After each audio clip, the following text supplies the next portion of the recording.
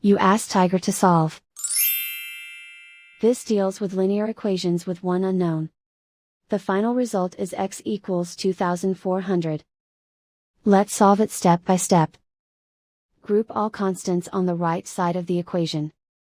Add 1800 to both sides. Simplify the arithmetic.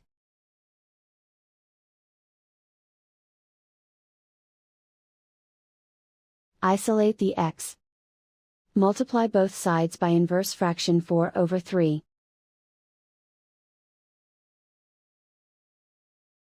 Group like terms. Multiply the coefficients. Simplify the fraction. Multiply the fractions. Simplify the arithmetic.